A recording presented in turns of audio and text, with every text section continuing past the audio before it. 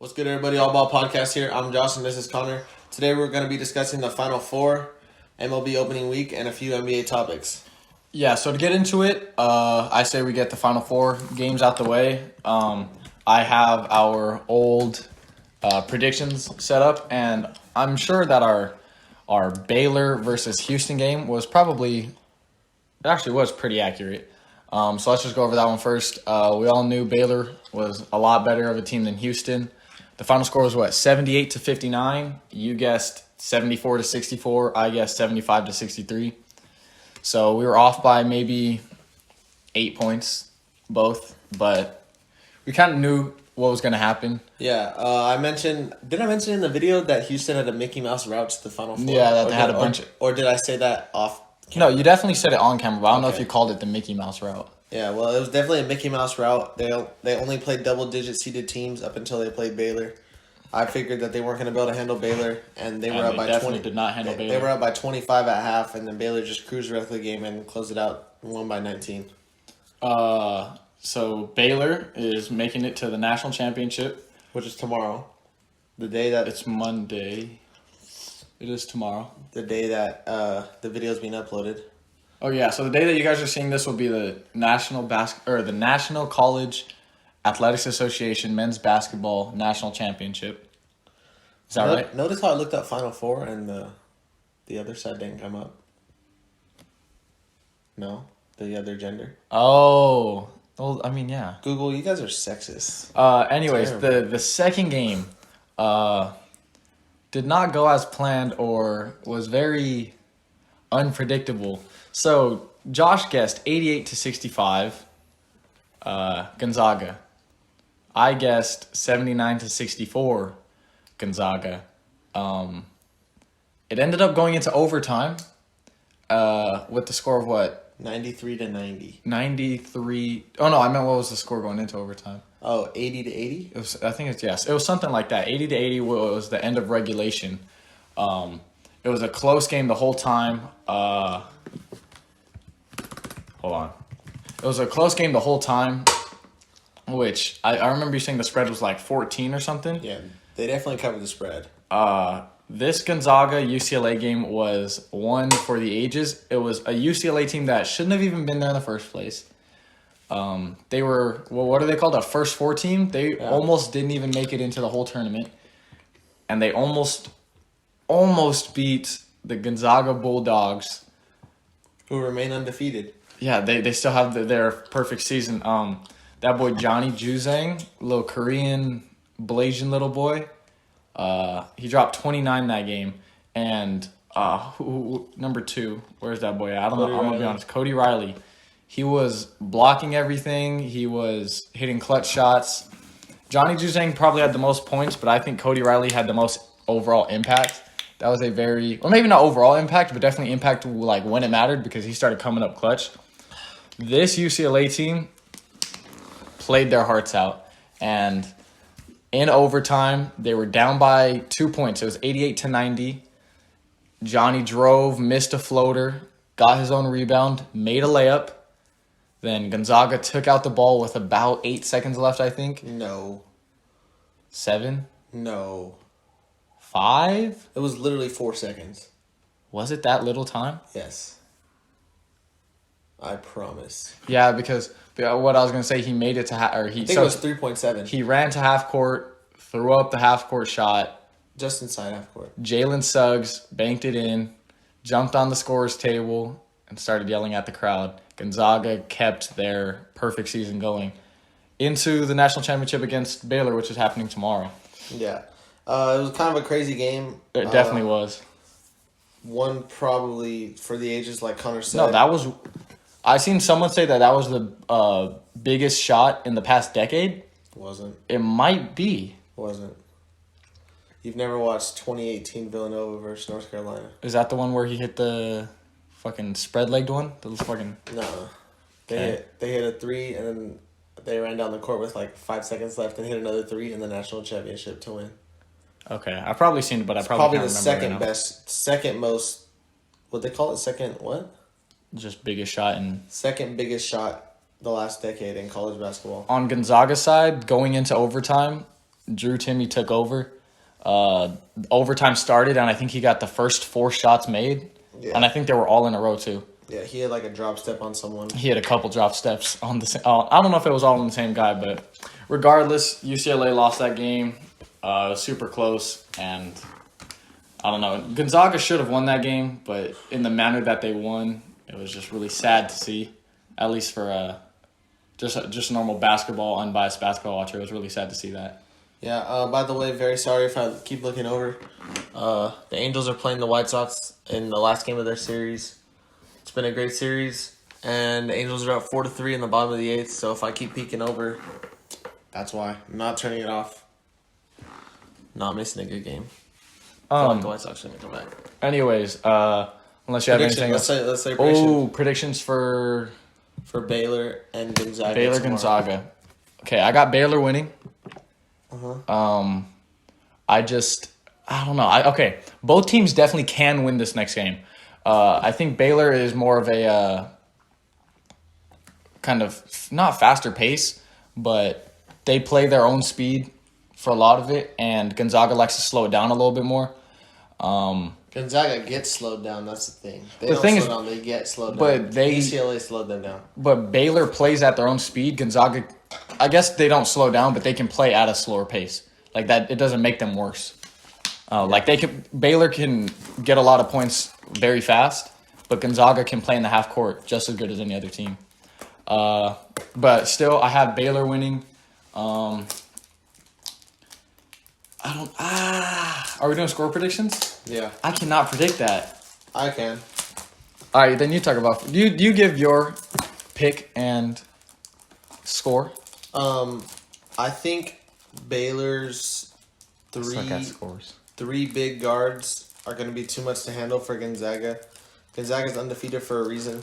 But I think that I've been saying it all year that I think Baylor's going to be able to take them down. I'm trying to open this bunny. That's good. But I think their 3 guards are just going to be a little bit too much for Gonzaga. I hope that's not showing up What? on the feedback. What?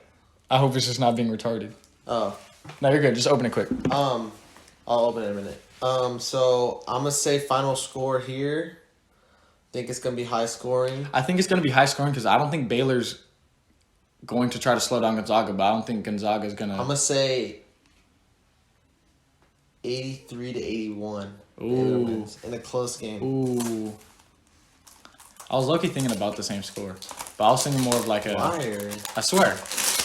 Always trying to be like me.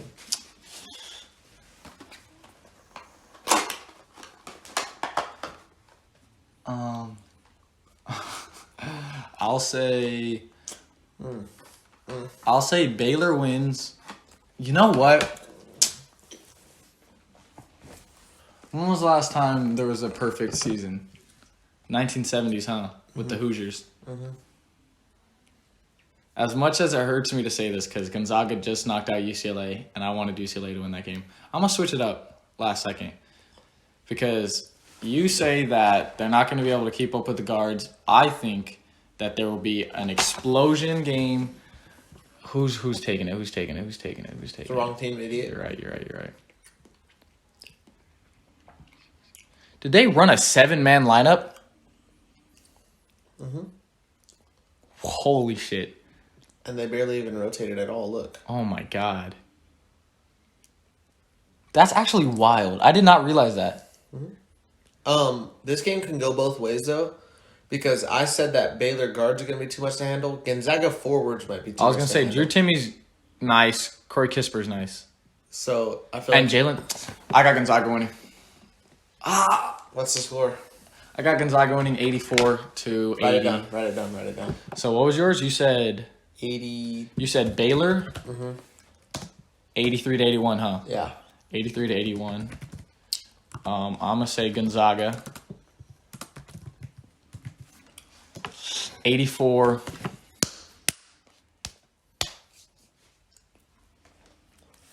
85-84.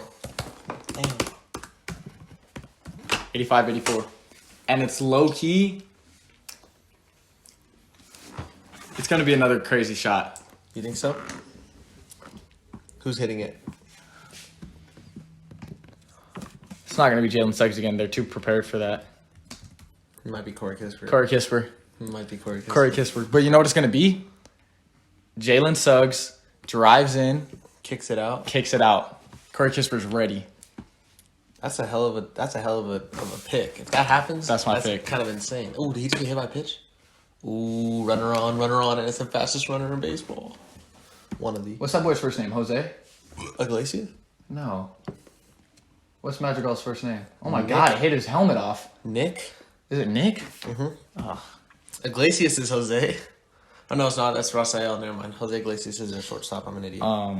That wraps it up for our Final Four and National Championship predictions. Or our Final Four overview, National Championship predictions. Now moving on to Moving baseball. on to baseball. So today was opening week, guys. Made me happy, made me smile. I actually haven't stopped watching baseball like this whole week. Like Iglesias. This is the most baseball. This is the most my baseball. God. This is the most baseball I've ever watched in A span of 3 days. a span of 3 days. Because before I used to actually not watch any games. But there was a period of time when I used to watch Dodger games. So I would just watch like a game a day, basically. But this series actually is the one that I've been watching the most. This White Sox Angel series. I think I've seen all 4 games. Yeah, at least part of it. Yeah, I haven't seen them all every single minute through, but I've seen most of these. Bro, he almost threw it away. Look. Yeah, but he got his foot down. Oh, Fletcher, you're so good. He got that toe tap. Yeah. Uh, Oh yeah, so today. This not week bad. was opening week. Most of the first series are all over. is this the last game of all the series? Yeah, unfortunately, the Nationals and Mets series was canceled due to COVID. There was a few positive tests in the Nationals organization. So they remain 0-0. The Nationals are going to have their first game on Tuesday. The Mets play tomorrow. So that's good that those teams are getting back up and ready, and we're going to start fully going here. But to start it off, Am I retarded? what? Where the hell are the Nationals? They're in the... Okay. Never mind. Keep going. So to start it off, Blake Snell had issues in the World Series with being pulled early, which caused the Dodgers to take the lead in Game 6 and eventually win the World Series. In his first regular season start as a Padre, he goes 4 2/3, 4 hits, no runs, 2 walks, 8 strikeouts on 86 pitches, and he gets. Is that how it's 4.2 is 4 2/3? Yeah, What the hell? you understand that though, right? Well, I mean, Because there's 3 outs, so 2/3. So he got 2 outs in the 5th inning. I know, but that... First of all, this is very, very pointless math. But it should be like 4.6. Why? Because 0.66 is 2/3. But why would that? Why would it be 4.2 is 4 1/5? No, but 4.2 because there's 3 outs. So if you get one, if It's you get 2, 4.1. Yeah, I understand why it is how it is, but it's just stupid the way that is. yeah, well, you think stupidly because you want. I think you mathematically. he wants 2 foul balls to be an out. Explain that shit. So before we keep getting into Blake Snell getting fucking pulled early, which he was on the Rays last time it happened, yeah? Mm-hmm. And he And gets now- traded in his first Now game. it's happening on the Padres, so maybe it's not the... We'll get into that. I was watching baseball, and from an outside baseball viewer's perspective, foul balls are very annoying. I do not like watching foul balls. They actually piss me off. Like, when I see 2 foul balls in a row, I just want him to not be hitting anymore. So I decided that We're gonna email Bob Manfred. I'm gonna text Bob Manfred that if it's a full count, right? 3 balls, 2 strikes, and you get 2. What? Woo! Good catch. No. Go! Oh my go! God. Send him! And he got that too. I guess we should tell them what happened before I finish that statement. I got it. Shut Shitty up. ass. No, you're Iglesias. gonna explain it like an idiot. Okay, continue. Runner on second, 1 out. Nick Madrigal on second. Adam Eaton hits it up the middle. Iglesias stops it. Gets Madrigal caught in the middle. Overthrows the third baseman. Madrigal scores. And now Eaton's probably on second base. And the game's tied in the bottom of the 9th. And I don't know why I'm breathing all hard. Because this isn't even my team. But holy fuck, that's exciting. This series has been so great. Oh my god. Oh, fucking Rendon, bro. My favorite player. Oh, I didn't even tell them. I'll tell them that at the end of the episode. Holy fuck, this game is good. This guy's shit. He's fucked up twice already. Rafael Iglesias. Rafael Iglesias, bro. Yeah, so now they got runner on second, former AL MVP up to bat. Who's Angels' first baseman? Jared Walsh. Oh, That's a ball? Who's the dude who fucking kept his foot down for that out? David Fletcher. Okay, what does he play? Just Second base. Why was he? Because it was a ball hit like in the vicinity of. So first, it was a bunt. It was a bunt, so the first baseman crashes. Second, okay. So second baseman has to cover first. Iglesias threw a shitty ass pass to second baseman at first base. Shitty ass pass. It was shitty, and fucking Fletcher saved his life, but too bad Rendon couldn't save him again. Shitty ass. What's his name? Rafael Iglesias. Oh, that was a dirty changeup. Let's get back to it, though. Okay. Anyways, if it's a full count and I see 2 foul balls, I don't want to see a third foul ball. Basically, if it's full count and there's 2 foul balls, that should be a strike, and you should fucking take a seat. Go back to the dugouts. Obviously, I don't think that's going to happen, and there's no reason for that to happen. I just get really annoyed with foul balls. They piss me off. Yeah. So, anyways, Blake Snell got pulled early. He'll put up the picture on the screen of him and his manager discussing it in the dugout. They appear to be a little bit upset. The Padres went on to win, so that's cool, but just thought that I should touch on that. Mm-hmm. Next. Nothing new in San Diego. No. Next, Connor, go ahead, take the... Oh, so stupid. I was telling Josh this too. I'll show the topic. So the bench is cleared in Cincinnati. Who was it? It was the Cincinnati. What the fuck even are they? The C's? They have a big ass C logo. Reds. The Reds. Cincinnati Reds. Oh, the Cincinnati Reds. And who are they playing? St. Louis Cardinals. Okay, so the Cardinals pitcher.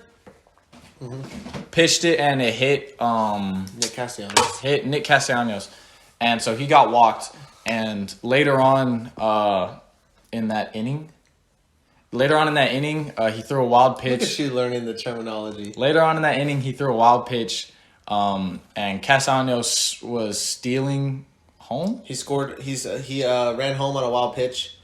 And fucking he got the home run, and then he stood up. He got the home run? He scored. He stood up and started talking shit. And literally, he stood up. He stood up and got in. It was in the pitcher's face, wasn't it? Because he ran home to try to get him out. I don't know who the pitcher was. He stood up and got in his face, and then fucking. Yadier Molina came up and pushed him. And then the whole bench is cleared just because he got in his face and talked shit. I personally thought that was stupid, and you disagreed with me. That's what happens in baseball. I understand. I just think it's a division rivalry too. That's like Lakers Clippers type shit. No, okay. I understand how that might be a bit more tension, but if I get in another player's face and talk shit to him, and I get shoved, that does not call for my whole dugout and the other team's whole dugout to now be on the field and fucking. You gotta defend your boys.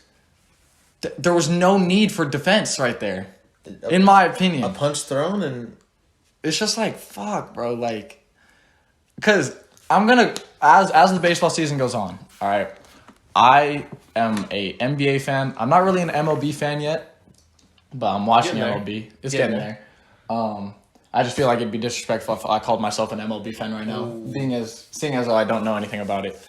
But in the NBA, if a fight breaks out on the field, holy shit, what's happening to me? If a fight breaks out on the court, and you are on the bench and you stand up and walk on the court, you're suspended. You literally cannot step onto the court. That's why when a fight breaks out, the coach and a lot of players hold each other back because if you walk onto the court, you're suspended. Now, for something like this, you hit me with a pitch or your team hit me with a pitch, I end up stealing home and I talk shit to you about it. Like, I deserve to talk shit to you about it. I got hit by a pitch and now I'm in your face about it. Now, you shoved me because, yes, I was being disrespectful. I don't think my whole dugout needs to come out and protect me for that. Now, maybe if me and you start fist fighting about it, makes a little bit more sense. But, like, I feel like the shit talk should have happened because you hit me with a pitch and I stole home. The shove should have happened because I'm talking shit in your face. I think it should have ended there, and I don't think anyone should have left the dugouts for that. Just my personal opinion.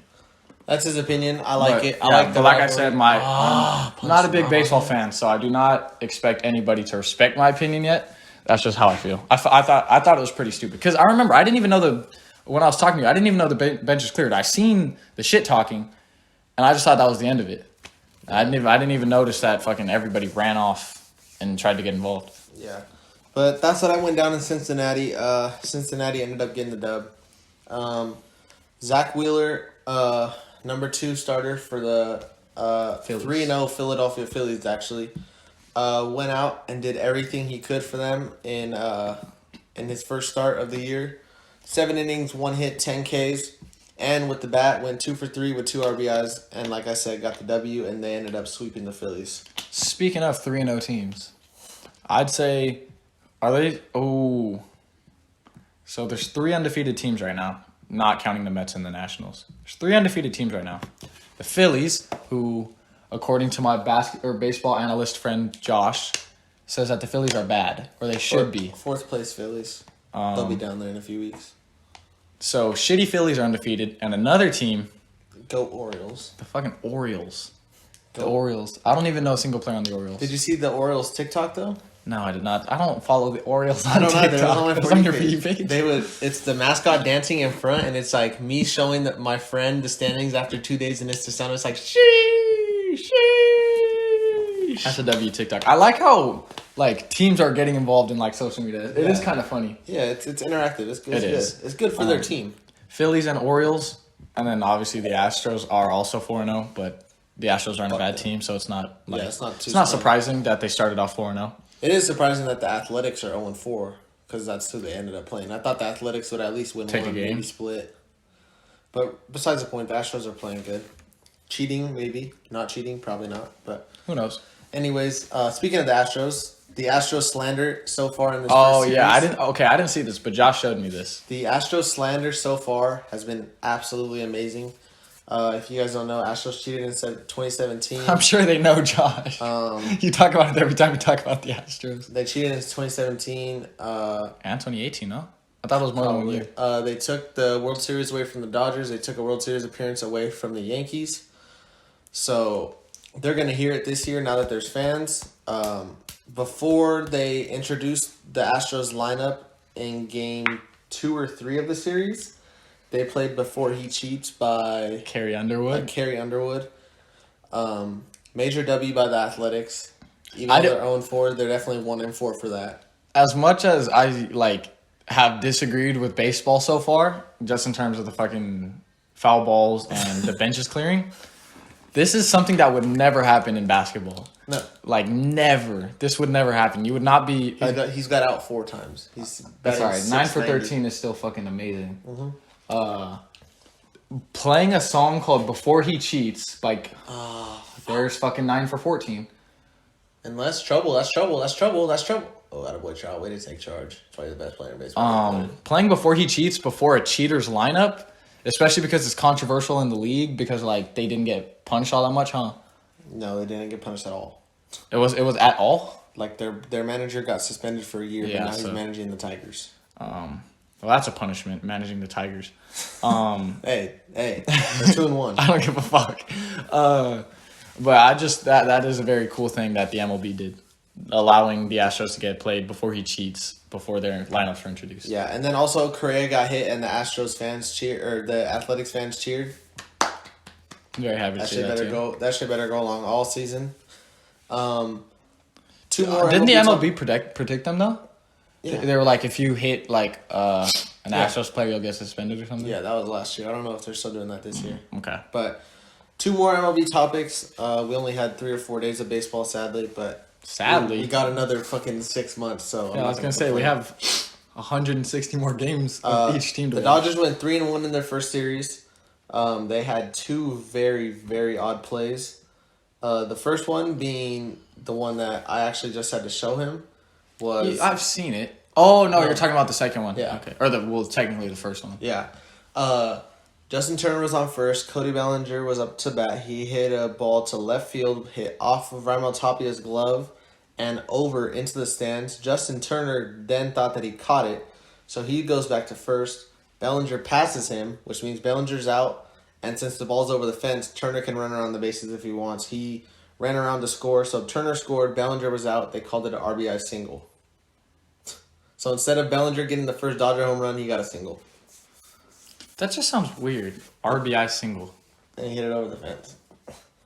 It definitely is weird. No, that's a weird-ass play. And then there was another one. Zach McKinstry. Yeah, I was going to say, I don't know any of the details about it. I just know that someone hit the ball. Apparently it was Zach McKinstry.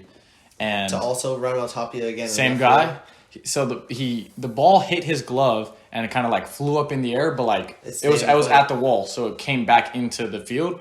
But he thought it just went back. So he hit the floor and he started laying there. Meanwhile, the ball's like rolling across the 20 field. feet next to him, probably. And then I guess like the crowd or someone was yelling at him because he like looked up super quick, ran over, got the ball. But obviously at that point, Zach McKinstry already scored. Yeah, at that point it's already too late. He was sitting on the floor for a few seconds. Yeah, and that was the Dodgers' first home run this year. That was the first one? That was that inside the park home run. That's just weird. And then the very last topic. God. Unless you have any, there wasn't much to say about that. It was just two weird shits happened. Yeah, no, not much to say.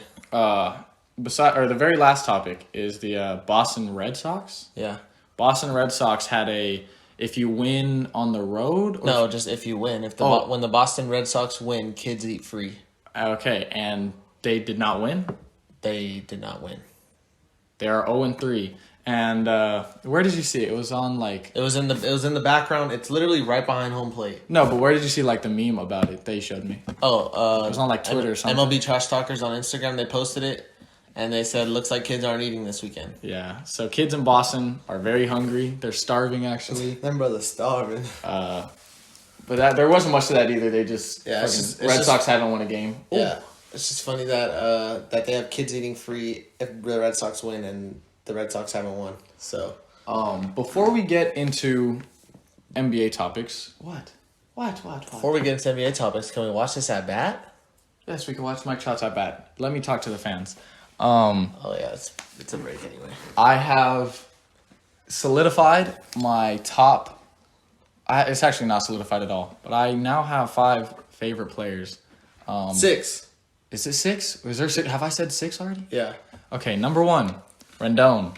I think his first name is Anthony. Yeah, tell him why. This boy is the third baseman. Mm-hmm. I wasn't sure if it was third base or shortstop. He's the third base for the Los Angeles Angels because who was it? Who hit the ball? I don't know. I think it was the black guy that Tim Anderson? Yeah, I think it was him. Hit the ball, bounced up super high. He jumped up in the air, caught it, threw him out at first. From that moment, I said Rendon is my favorite player. Oh my god! So he's my number 1 favorite player. My number 2. Oh, why can I not remember who was second? I think it was Bo. No, second. Okay, so because my team is the Toronto Blue Jays, my second favorite player is Ryu. I think he's still wearing number 99, right? Yeah. That's my boy, my Chinese or wherever country he comes from. That's my boy. Third place, Bo Bichette. They kind of just get free spots up there because they're on my team. Blue Jays. Fourth is Chris Archer. That's a little bit of an OG one. He was the first baseball player I ever heard of. Actually, so a few years back we were random you ever heard of. A few years back, we were at Fernando's house. I was sitting on the couch watching baseball. I seen the name Chris Archer pop up, and I said, "Ooh, Chris Archer, that boy's goated, huh?" Kind of sarcastically. From then on, he would be my number 1 favorite player right now, but he got beat up a couple years back. So you dropped down my list. And then 5 was Dustin May, I think. No, you had someone else 5. 6 was Dustin May. Oh, okay, 6 is Dustin May. Who did I have 5? I don't think I had anyone else. You definitely had somebody, but I'm not gonna remember. You could put Dustin May at 5, though. Dustin May is my 5. If I can remember 6. Obviously, he wasn't my 5 if I can't remember him. I don't know. Dustin May is my 5. Dustin May is his 5, and actually, next Sunday, we're going to go watch Dustin May pitch at Dodger Stadium. Ooh, April 11th? Mm-hmm. Josh wants me to vlog that for some reason. Bro, that would be a hard-ass video. If you're like vlogging. A whole video? Not a whole video, but like a 10, no, not 10, maybe like 8-minute vlog just of us at the stadium. Are we going to upload it? We'll talk about this off camera. But getting into basketball while we're at commercial break, Gary Trent, a new piece on the Toronto Raptors. Josh wrote down his stat line, or not his stat line, but he shot 4 for 6 from 3, which is some help at the guard spot. They have Lowry and fucking Van Vliet. Valet. Gary Trent is a good piece, but the thing is, they're 11 seed right now. 2 games above, or a game and a half above 12. I don't know if Gary Trent is the piece that they need to make playoffs, but they definitely could make a play-in game. That's for sure. What seed is that? 9? 10. 9 and 10. So they're a game and a half. So right now the Bulls are going to be playing the Knicks for play-in, and you guys are playing the Pacers for the play-in. Okay, I see how that works. So if Raptors make it up to the 10 seed, they will be playing the Knicks. Okay. Just like that Gary Trent got just added to the Raptors. He definitely is a good piece.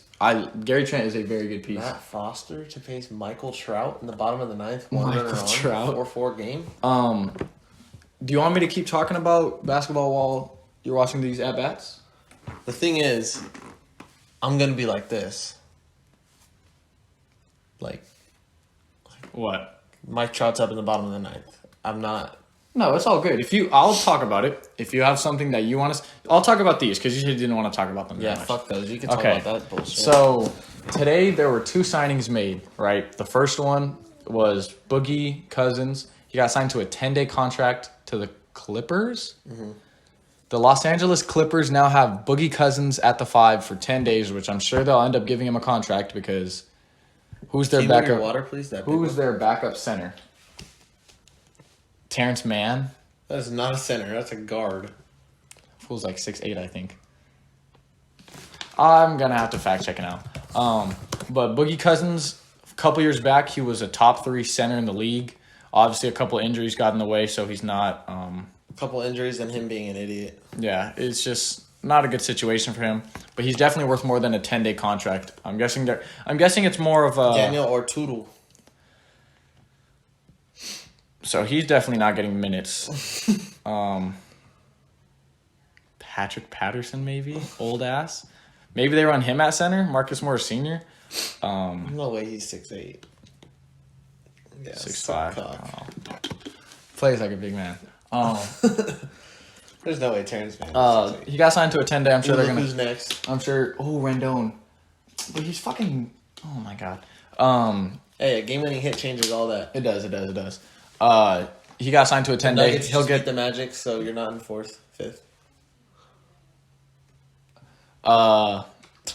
He's gonna get signed to more. He's Boogie Cousins as long as he fits with the team. But that also is a nasty piece for the Clippers. The Clippers are 3 seed right now, I believe. Mm-hmm. Boogie Cousins putting up 15 points for that team is disgusting because even like 10. He's an offensive threat on offense. Well, I meant to say like against other big men. He's one of the. As much as I hate to see like how bad he's gotten in the recent years, I still remember the days when he was a Sacramento King. When he was a Sacramento King and he was the best offensive center in the whole league. There were times when Boogie Cousins was the best center in the whole league. Him and AD really paired up and did nothing. Well, he fucking tore his Achilles. What does he expect him to do?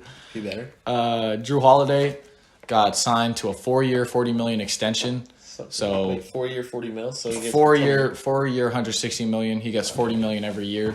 So that now locks up. Ooh, K-Dup Trout. Wow. K-Dup Trout, 1 down in the bottom of the 9th tie game. That now locks Drew Holiday, Chris Middleton, and Giannis in long term. For life. So basically, they're saying we got like 3-4 years. They're gonna give some cracks at the chip.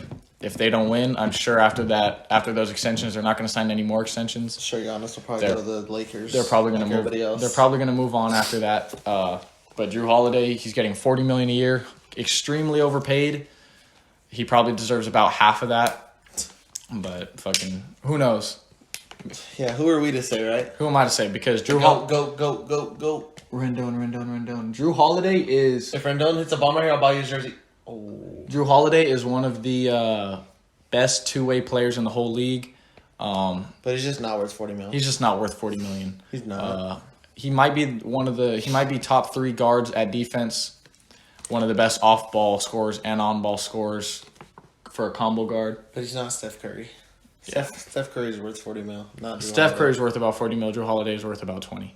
Yeah. Now, speaking of Stephen Curry, his first game back from his tailbone injury was tonight.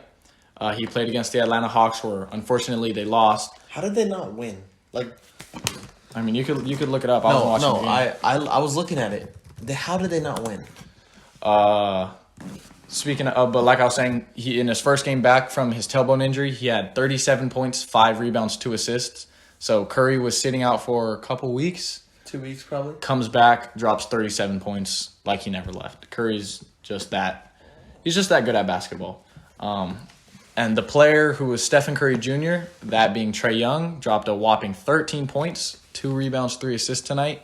Look at their stats. He got outperformed by their new signing, Lou Williams, who had the same stat line basically, but with 3 more points. Clint Capella had a 24-18 game, nasty, and Danilo Gallinari dropped a 25 piece of his own.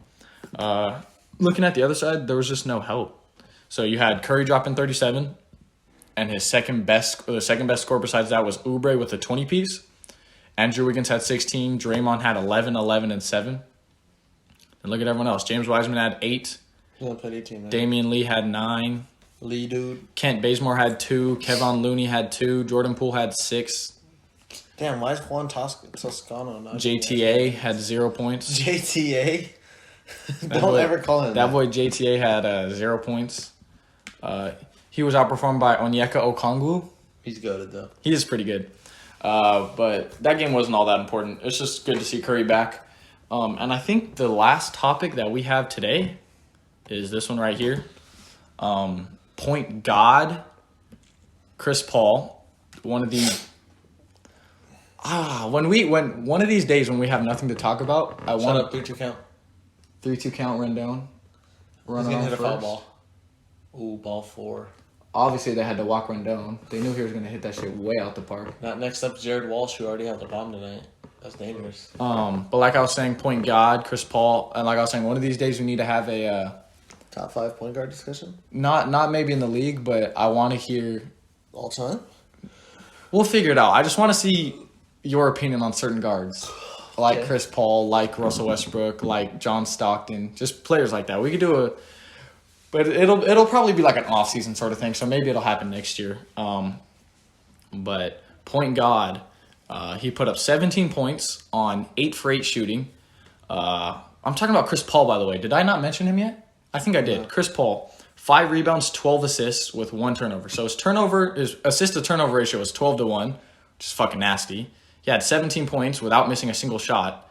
He had 5 rebounds to add that. The Suns are 20 games over 500. People coming into the season, I thought they were going to be about a 6-7 seed. I was going to say, we both said 6-7 seed, and now they're sitting at the 2 looking pretty. They are now the 2 seed. I guess while we're talking about that, I thought the Jazz were the 10th best team in the league. They are now the number 1, or not now, but they have held the number 1 spot in the league for a while now. I was crazy for saying 6. Remember that? I mean, I'm still putting them 6. I think 6 was good. Yeah. Although and it sounds so annoying, but they are the number 1 team in the league by 4 games. About 4 games. 4.5 games. Well, at least 3.5. 4.5. At least 3.5. 4.5. Okay, so where the fuck did the other game come from? Because look, the Suns are doing. They have the same record, but worse. No, they don't. They have 4 more. No, the Suns have the same record as the Sixers and the Nets. So why is it 4.5? Because they have. The Suns are the second best team in the league. Oh, okay. That's what I'm saying. Where's the other fucking game coming from? Although the Jazz have the number 1 record in the league, Jared Walsh. They're still not as good as the Nets, Lakers, Clippers, Sixers, Bucks. They're probably on par with the Sixers and Bucks. They might be the 4 seed or the 14. If we were to, no, that's another topic, but I'll talk to you about that off camera. I think that wraps up our episode. Yeah.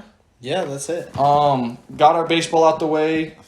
Did our college basketball. Baseball. Got our baseball out the way. Don't disrespect. I'm just talking We had a great time discussing baseball. No, it actually was fun talking baseball because I feel like I'm learning more about baseball. You definitely are learning. Which 3 days ago you wouldn't have known. What? Like Rendon? what's an example? What would I have not known 3 days ago that I know now? A wild Oh. pitch. You taught me that. Yeah. I also had to discuss to him how runner on second with nobody out. Your objective is to hit it to the right side. Just Runner on second? You mean runner on third? No, runner on second with nobody out. Hit it to the right side to get the runner to third. Oh, okay. Yeah, you did say I that. did teach him that is a IQ. IQ, high IQ, and the White Sox executed it but didn't follow through. But anyways, that's gonna wrap it up for today, guys. Make sure you guys subscribe, share. Comment, share, subscribe, all that good stuff. Oh fuck, that's game. No, he can't. Oh, walk off bomb. No, Bro, he got cocky too because he dropped the bat immediately and the ball was like right here from his glove. Wow, Jared Walsh hits his second homer of the game, a walk-off 3-run bomb to put the Angels up 7-9 and give them the win. 7-4. 7-4, my bad. Up 7-9. So that puts them where? 3-1. 3-1. 3-1, and they just won a series against a top 2 team in the Against AL. the White Sox. A top 2 team in the AL, and they just won the series. Shit, Walsh. We were ending the episode. Like, subscribe, share. We'll see you guys on Thursday.